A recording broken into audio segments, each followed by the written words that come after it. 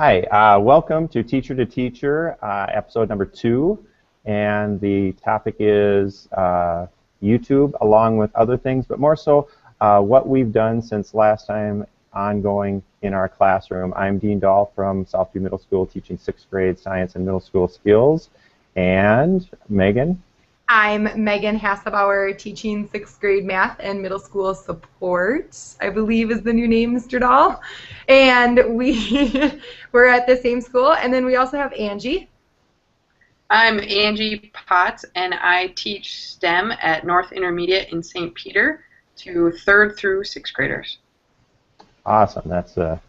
So that's our crew today, and we're going to be coming to you and hopefully sharing some of the things that may be useful for you.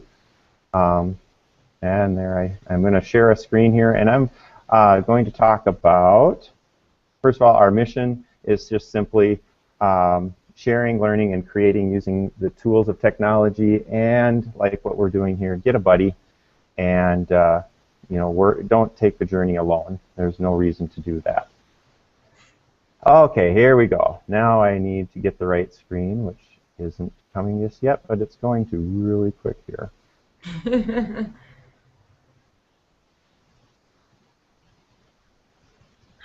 Well, while Dean is getting his screen ready, I can talk about things. So I've started school, and I know Angie is still on summer vacation, which is pretty awesome. But just for getting ready for students next week, there's a couple of things that I've been doing to make stuff easier for students when they arrive. So some of the things that I've been doing, which Dean is going to also talk about, is using YouTube. And then I've also set up a lot of class sites with passwords that I'm set to go with. So like as a math teacher, I use Khan Academy, extramath.com with an X. And also starting this year, Google Classrooms, which is pretty exciting. So with all of those sites, what I've done is I've already pre-made my classes, and then what I just need to do is share the code with students upon their arrival. So I don't necessarily spend time like putting everybody's names in and those kinds of things, but I do just let them enter in the code, and then it populates, and it takes about 15 minutes of class time within the first couple days of school. The other thing that I have done this week, which has been kind of a little bit more time-consuming, is create Google Groups. So Google Groups is kind of a product that I haven't really ever seen anybody talk about it a lot, but I love them. It's an easy way to email a group of students fast, and you can also attach that group to a document to share with a document. So with Google Classroom coming, I don't know if I'm going to be using groups as much, just because the Classroom I feel like takes that place.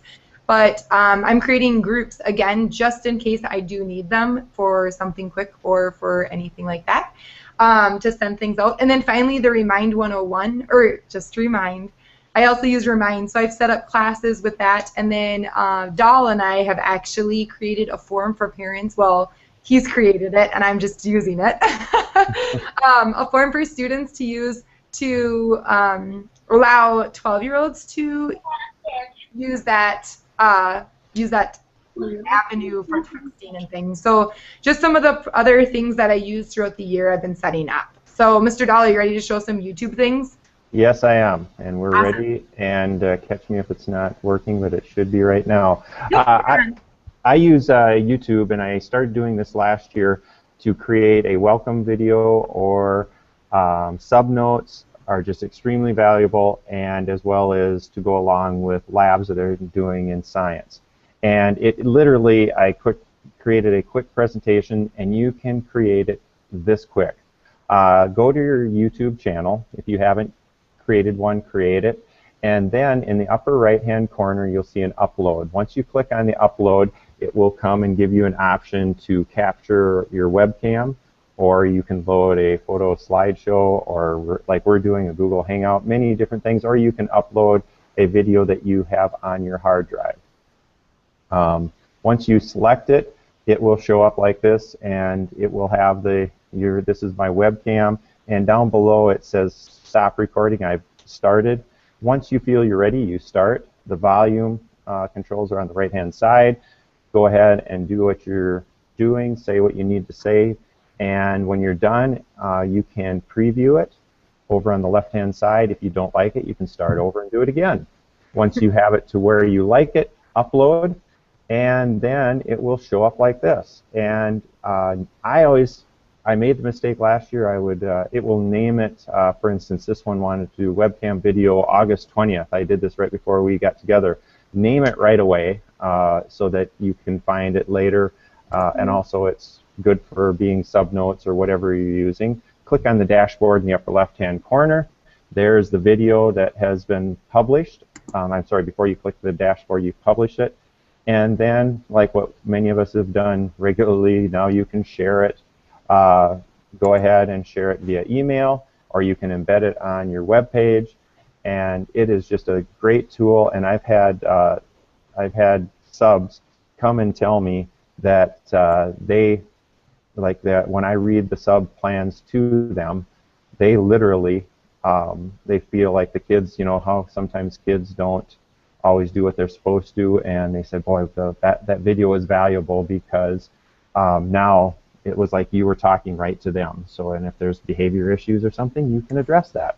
So that's what I did this last week. Angie, how about you? You're active in Twitter world as always, and your school year hasn't really kicked off yet, but you're still moving, aren't you? Yeah. So this summer, towards the end of the school year, the last half of the school year, I used Twitter a lot and wanted to maximize it with school and kind of connect the district. And so threw out a couple ideas and had some conversations with people. And we started a district hashtag called SaintsEDU and started a district ed chat on Thursday nights at 8. And then this summer it kind of transformed into a book club. And so this summer we were reading a common book for anyone that was interested. And then we would discuss the book or the chapters we had read via Twitter on Thursday nights at 8. And so this is my, these are a bunch of my Twitter feeds, but on this far column is the SaintsEDU Twitter feed. And it lists just our conversations that we have had throughout the year and this summer. And they've continued to add to it, and we use it now for just highlight things that are going on this summer related to our district or educational philosophy and practices that we want to share. It's transformed a little bit in the last couple weeks to think about articles and read short articles. This Thursday we're actually going to watch a video on John Hattie and answer some questions on just research behind best practices in the classroom. And then next week will be our workshop week, so the Twitter conversation will be about ways we're thinking about and preparing our classroom. And then after that we kind of go just main education conversations, from differentiation to personalized learning to best apps that we use in the classroom.